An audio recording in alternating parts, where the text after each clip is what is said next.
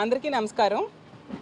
గత వారం రోజులుగా మా వైఎస్ఆర్ కాంగ్రెస్ పార్టీ మండలిలో ఈ తిరుపతి లడ్డు మీద చర్చించమని అడుగుతూ ఉంటే ప్రభుత్వం పారిపోతూ ఉండే పరిస్థితి ప్రతి సందర్భంలో కూడా చూస్తూ ఉన్నాం. మీరు ఎటువంటి అక్రమాలు చేయకపోతే ఎందుకు మీరు పారిపోతున్నారో నేను అడుగుతున్నాను ప్రభుత్వాన్ని.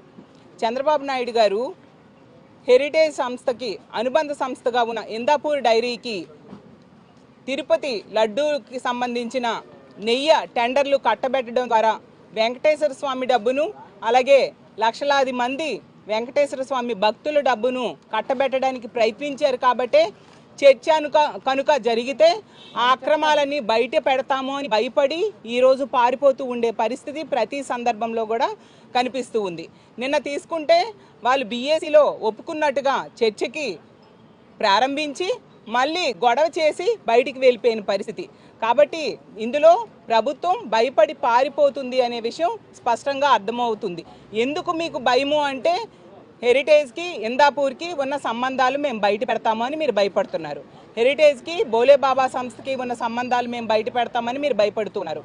అలాగే చంద్రబాబు నాయుడు గారు ముఖ్యమంత్రిగా ఉన్న టైంలో కూలగొట్టిన టెంపుల్స్ చిట్టా మేము బయట పెడతాము అని మీరు భయపడుతున్నారు. చంద్రబాబు నాయుడు గారు ముఖ్యమంత్రిగా ఉన్న టైంలో కూలగొట్టిన 1000 కాల మండపం గురించి కూడా సాక్ష్యాలతో సహా బయట పెడతామని మీరు భయపెడుతూ ఉన్నారు.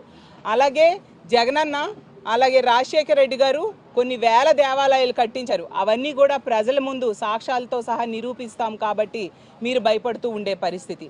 అసలు ఆరోపణలు ఎదుర్కొంటున్న సంస్థలన్నీ కూడా చంద్రబాబు నాయుడు గారి హయాంలోనే అనుమతులు పొందడం జరిగింది. ఆ విషయాన్ని మేము భయపడతాము అనేసి మేము ఆ విషయాలన్నీ బయట పెడతాము అని చెప్పి మీరు భయపడి చర్చకి దూరంగా ఉండే పరిస్థితి మనకు కనిపిస్తూ ఉంది.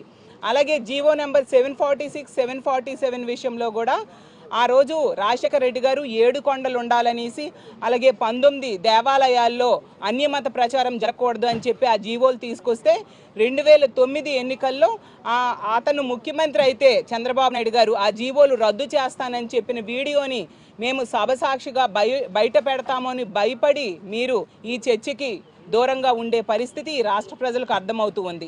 ఇలా ప్రతి సందర్భంలో కూడా ఈ చర్చకి మీరు భయపడడానికి ముఖ్యమైన కారణం ఏంటంటే తిరుపతి లడ్డూకి వాడే నెయ్యి ద్వారా మీ అనుబంధ సంస్థలకు లబ్ధి చేకూర్చి దాని ద్వారా భక్తుల డబ్బును అలాగే వెంకటేశ్వర స్వామి డబ్బును చంద్రబాబు నాయుడు గారు కొల్లగొట్టడానికి ప్రయత్నించారు. కాబట్టి దాన్ని అడ్డుకోవడానికి మేము ప్రయత్నిస్తూ ఉన్నాం. కాబట్టి మీరు భయపడి ఈ విధంగా పారిపోతూ ఉండే పరిస్థితి కనిపిస్తూ ఉంది.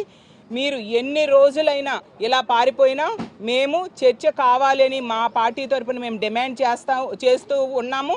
అలాగే మా ఎమ్మెల్సీలు అందరూ కూడా ఈ చర్చకి సిద్ధంగా ఉన్నారు.